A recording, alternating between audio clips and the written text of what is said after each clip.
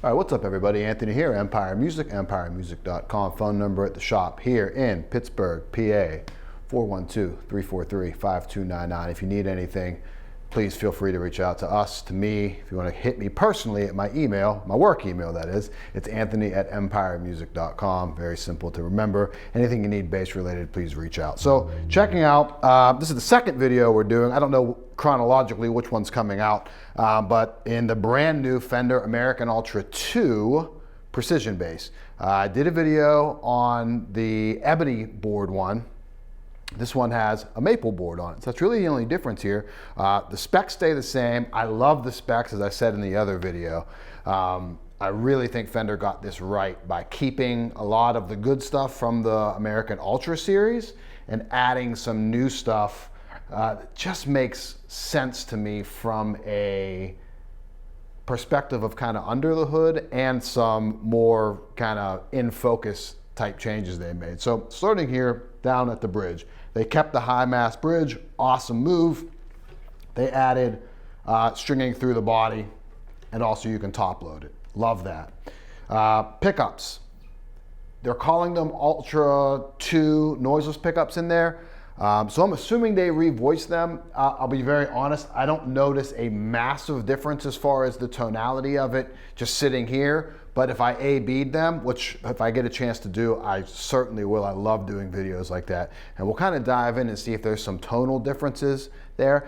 I hope it's not vast, because I thought that with the Ultra pickups, they nailed it as far as having a quality, vintage inspired, so to speak, noiseless pickup.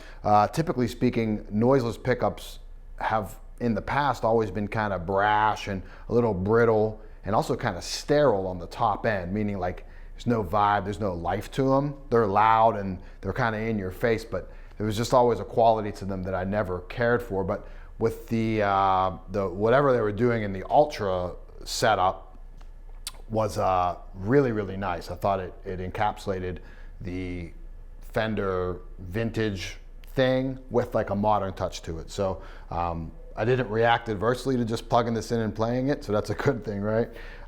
So P and a J in the P bass here. It gives you that tonal option of the J pickup in there. For that intro, what I was doing was just rolled all the way into the P pickup. Considering this is a P bass, it's really where I think a lot of people are gonna choose to play this, but there's some really interesting tones when you're splitting the pickups and obviously getting that extra layer of sound with the addition of the jazz pickup back here at the bridge.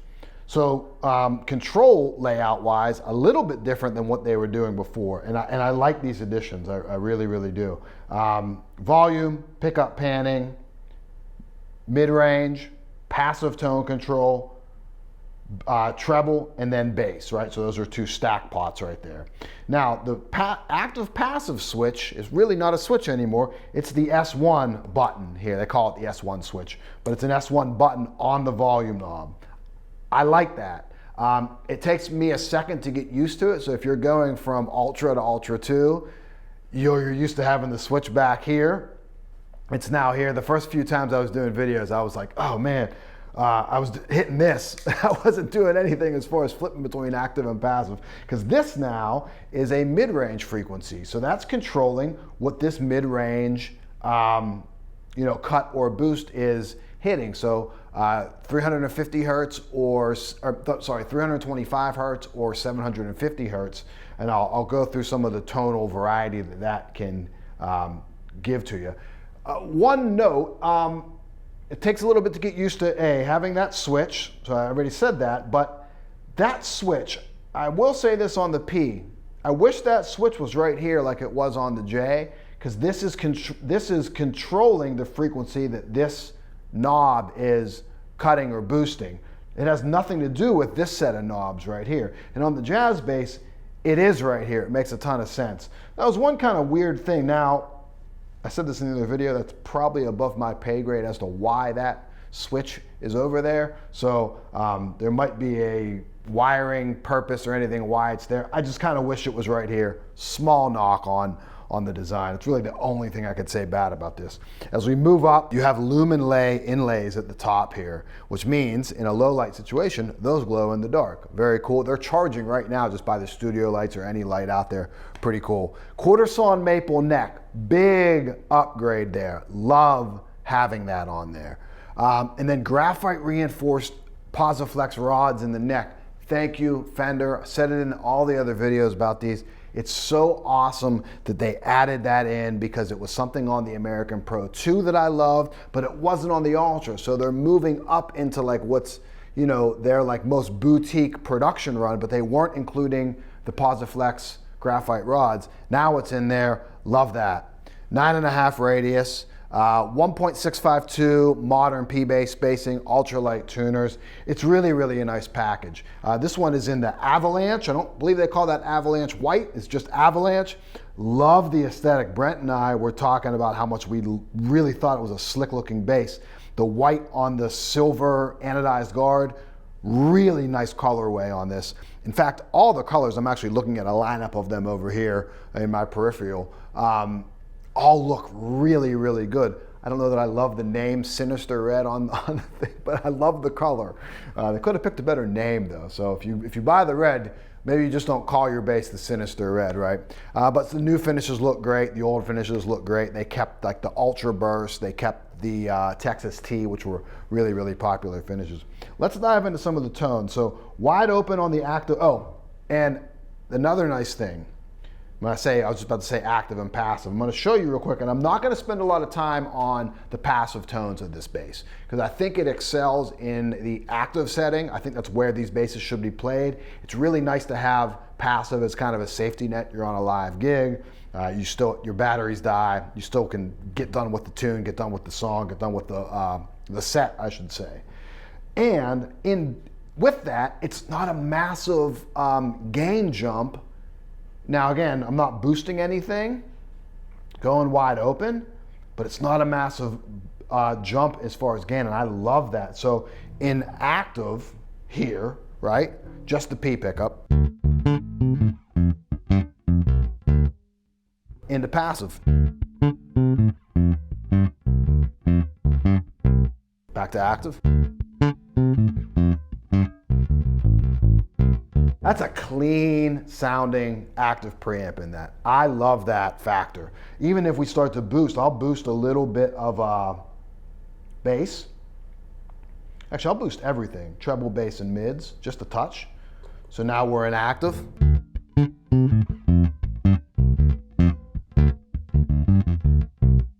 To passive.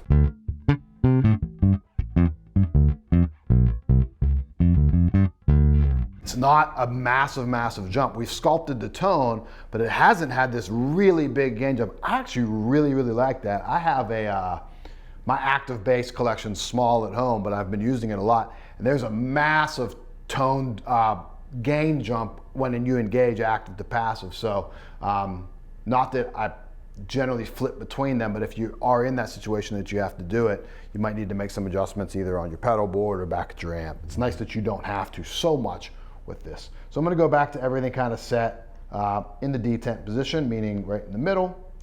And I was boosting the 750 hertz. I'm going to go back to 325 on it. P pickup.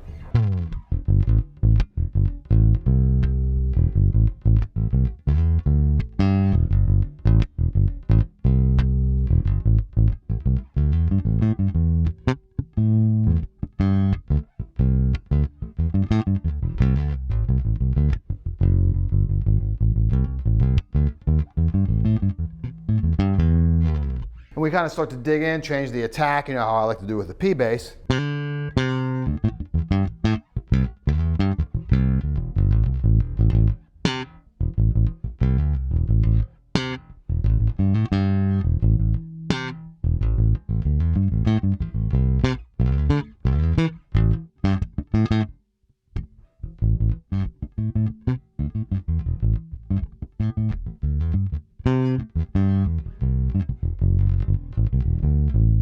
It's a nice P-bass tone.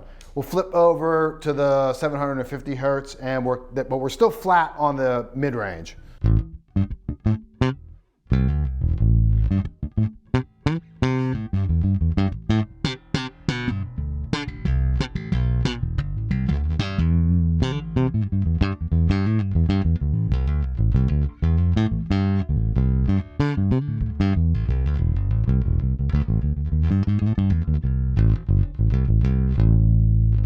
There's a slight difference there too, especially when you're slapping.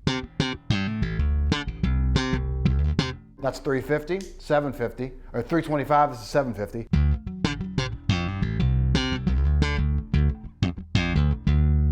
Kind of like how that's a very subtle difference in there. I don't know if you're catching that. Probably depends on what you're listening on, but I can hear it here, and I can react to it too, which is nice. That's always a good. I fail to mention that sometimes in my videos. It's nice having an instrument that makes you react to it. I feel like that's the sign of a good instrument, regardless of price point. If you can change up the tone enough that you want to play a certain way, or again, just react in any kind of subconscious way to it, I think that's a good thing.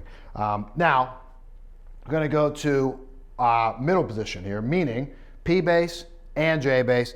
A very interesting tone. I say this all the time, not my favorite tone as it sits here, very bare and very raw as the only thing, but in a mix, sneaky good.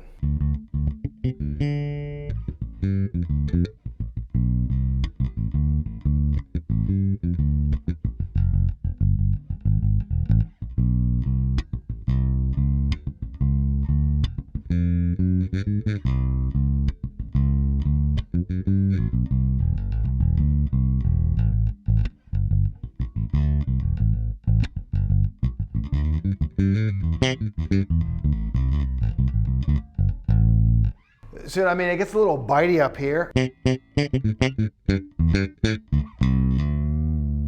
But when you don't dig in on that setting,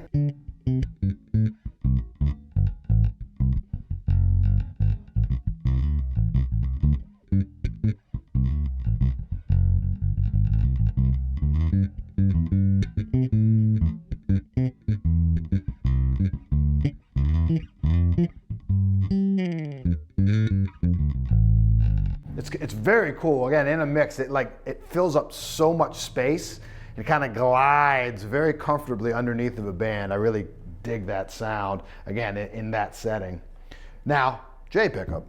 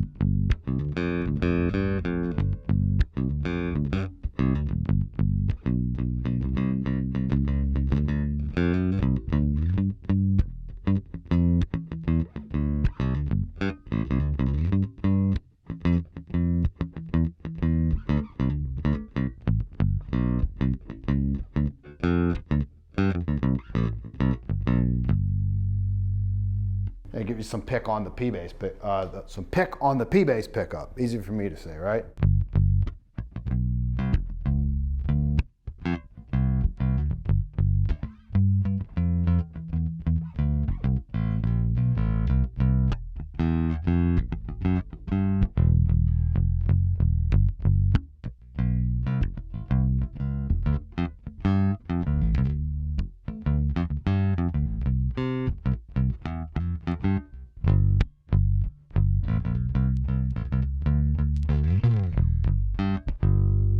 Back to finger style.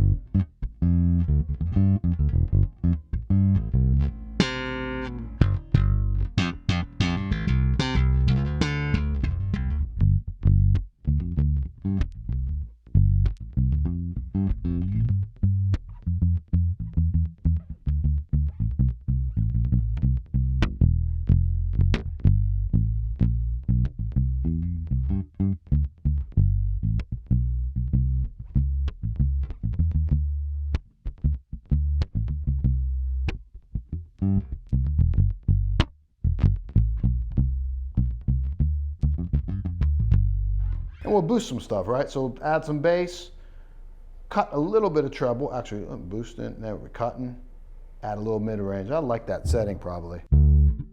Kind of been a go-to kind of active setting for me, cutting that treble way back.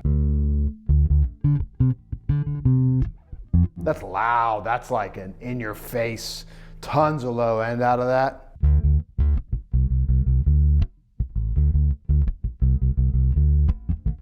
Just gonna add a little bit of treble back into that, just to add some clarity.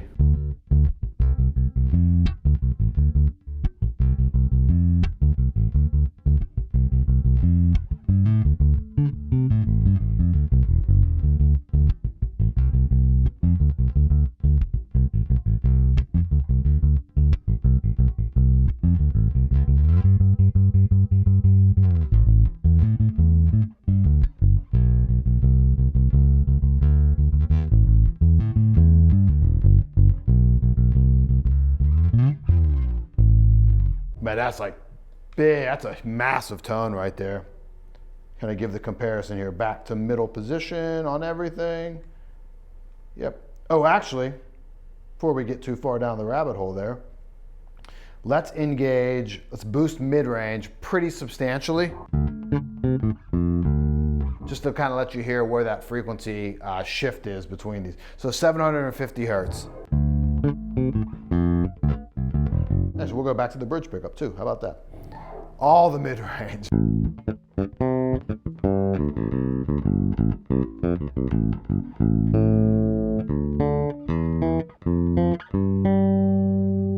then down to 325.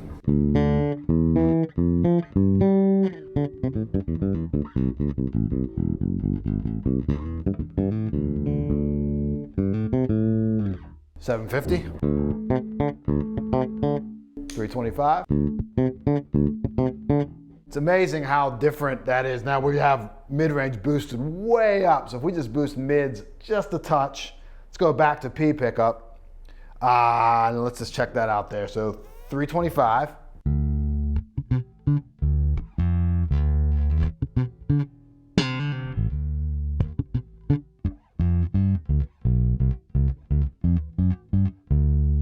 $750.